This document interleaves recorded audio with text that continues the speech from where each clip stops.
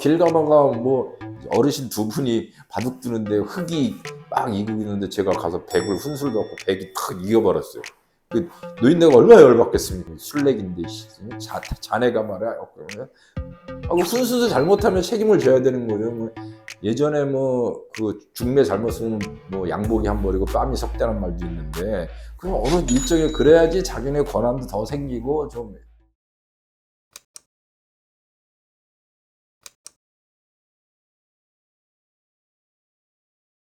이게 그 사실은 제 기억 속에 아주 이거는 좀 안 좋은 기억을 갖고 있는데요. 제가 이제 안전사고를 제 밑에서 겪었는데 뭐 노동부에 가서 조사받고 경찰에 가서 조사받고 뭐 법원에 가서 재판받는 것도 보고 다 했는데 나중에 이제 저희가 안전을 생산해서 책임지는 엔지니어들은 안전보건관리 책임자라고 해요.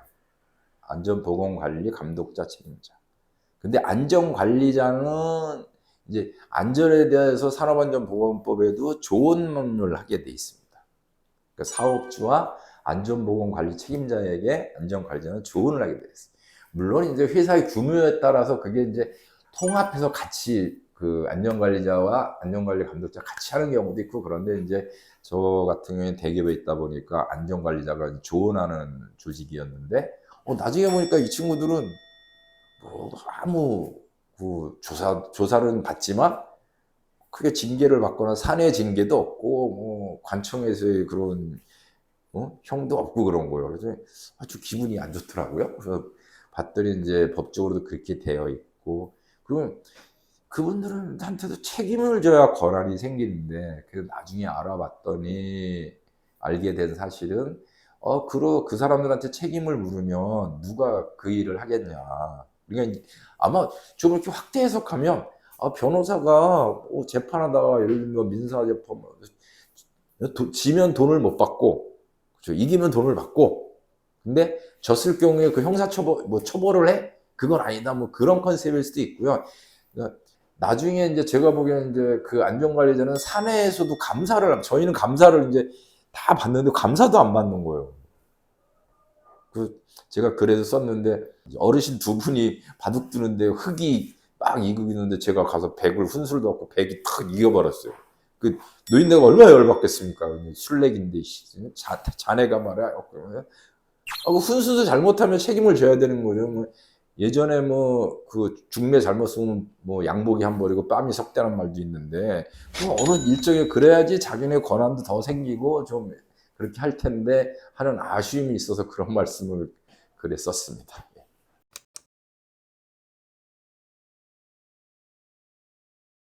참 안타깝습니다.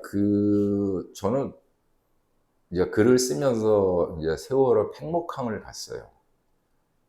그래서 그 전에는 그냥 10년 전 뭐 뉴스로 접하고 다른 사람의 듣고 그다음에 그런 거 보다가 책을 쓰면서 갔는데 저는 그렇게 뭐 그러니까 눈물이 많고 하고 그렇지 않은데 갔는데 내내 계속 눈물이 나와요. 지금 눈물 나. 생각하면 그래서 그 바다를 이렇게 봤는데 저기서 애들이 못 나오고 죽었다는 생각을 하니까요. 아, 제가 막 창피하고 미안하고 화도 나고 막 그리고 이제 왔어요.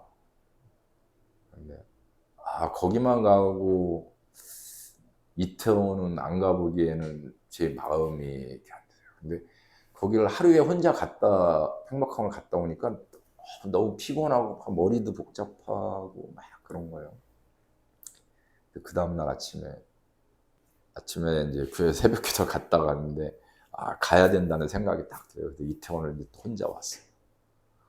그것도 이제 이태원도 이제 접하기만 했죠. 근데 탁 지하철 출구에서 탁 나오는데 기업과 안전의 기회가 써 있고 거기까지도 이제 오면서 뭐 그런 이제 생각이 있잖아요. 그 우리나라 축제도 아니고 뭐 그래서 죄송하지만 저기 하신 분들께 죄송하지만 조금의 그런 감정 있었는데 오른쪽으로 딱 출구를 나와서 도는 순간에 골목을 딱 봤는데 본 것보다 골목이 상상보다 너무 좁은 거예요.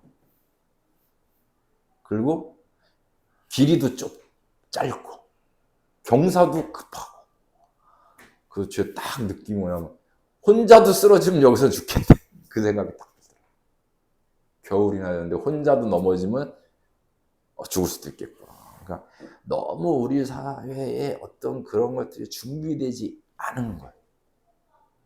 그러니까 거긴 외관이라고 말해서는 안 된다는 거죠. 앞서서도 말씀드렸지만 제가 고향이 이제 북쪽이라 그 지역을 저희는 전방이라고 합니다. 후방의 반대말이죠.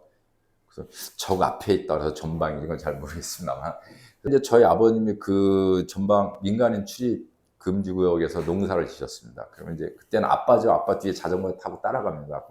아버지 아침에 들어가면서 이제 표차를 딱 걸고 들어가서 농사 일을 하시는 동안 저는 이제 들판에서 노는 거죠. 나올 때 다시 나오고 하는데, 그때 보면 길 양쪽으로 철조망이 쫙 쳐 있고 거기에 빨간 거로 지뢰라고 쓰면 지뢰라고 써 있습니다. 이게 들어가지 말라는 거죠. 지금도 아마 지뢰 많을 겁니다.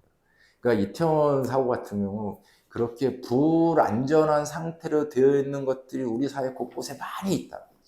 아이들이 거기 왜 갔냐, 많이 갔냐, 뭐 행사 주체가 없느냐, 그런 것들은 다음의 문제.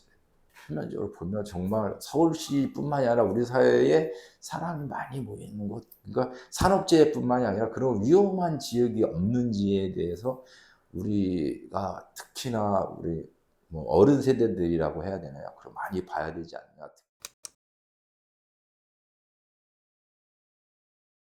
그 화성의 이번에 사고 같은 경우에도 이렇습니다. 그런 화재 유험 물질은 창고와 작업장이 분리되어야 합니다. 그런데 창고에서 작업을 하고 있었어요. 그리고 또 금속으로 화재가 나는 것은 일반 소화기를 꺼지로 불을 끌 수 없기 때문에 별도가 있어야 돼요.